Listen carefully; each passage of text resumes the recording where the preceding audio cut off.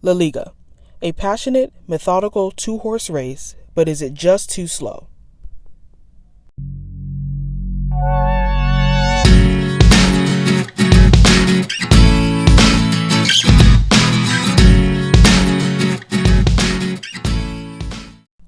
So I got the idea for this video scrolling on social media. There are a lot of folks concerned about the state of La Liga with financial problems being at the heart of it. Real Madrid and Barcelona are obviously the two biggest clubs in Spain, and I know Spanish football is kind of complicated.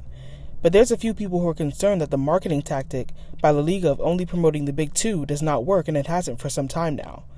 The TV money, it looks like, isn't rolling in when compared to, say, the Premier League. And I think executives are worried that Premier League clubs are leaving them behind. But I think La Liga's problem may go a tiny bit deeper than that. You see, La Liga's reputation has not served them well the last few years. Complaints from international fans of the football being too slow, not many goals, and the storylines few and far between. I compiled a few stats from this past season, hoping to get a better picture of what goes on in La Liga. I created a side-by-side comparison with the Premier League and the Bundesliga because these two leagues have a reputation for being the most exciting. The stats I chose to work with are shots per 90 minutes, progressive distance, goal shot creation, live pass to shot attempts, goal creation actions, and the penalty area touches, all per 90. And I'll explain everything on the way, so let's dive in. Okay, so I just want to say one thing before we get started. These stats are not the end-all be-all. I had this neat little thought in my head and wanted to do some investigating, so just take this with a grain of salt and enjoy. So the first statistic I looked at is probably the most obvious, which is how many shots are being taken over the course of a game. I'll put the graphic here somewhere, just pause to read on your own, but as you can see, Real and Barcelona are leading this stat, as you probably would have expected. You can see the shot on target percentage for each team as well. And here is the Premier League. I don't think you guys would be surprised there. Pause to read. And take note of the shot on target percentage as well. And lastly, the Bundesliga. I put all this great data together and found that on average, La Liga had the lowest shot average per 90 of the three leagues, coming in at 11.702 shots per 90. The Premier League averaged 12.737 shots this past season, and the Bundesliga's average was 12.91 shots a game. One important thing about the Bundesliga is the league only has 18 teams, so the results will be slightly skewed. The reason I chose the number of shots per game is that's one of the ways to make games exciting. If there's not much goal action, the game can feel a little stale, so it was interesting to kind of see those numbers in comparison. La Liga also had the lowest average of shots on target per 90, totaling in at 0.2895 shots. The Premier League comes in second at 0.2935, and the Bundesliga I found was the highest with 0.3072. Okay, the next thing we'll look at is progressive distance. Now, progressive distance is the total distance in which completed passes have traveled towards the opponent's goal. So I'll show you the graphic here, pause to read. So per 90, La Liga actually averaged the second highest with 2,529.415 yards.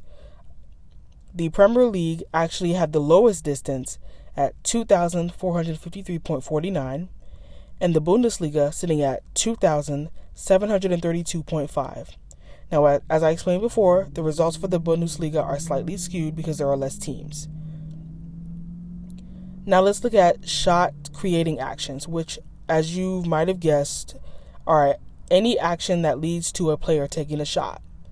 No surprise to see Real Madrid, Barcelona, Man City, Liverpool, and Bayern at the top of their respective leagues. La Liga averaged the lowest with 18.119 shot creating actions. The Premier League comes in first with 19.701, and last but not least, the Bundesliga averaged the second highest, 19.542. Pretty interesting to see. Maybe you'll see less dribbling in La Liga compared to other leagues. Maybe the final ball reaches its target less, which leads to fewer shots. Or maybe there tends to be less fouls, which may lead to less free kick opportunities.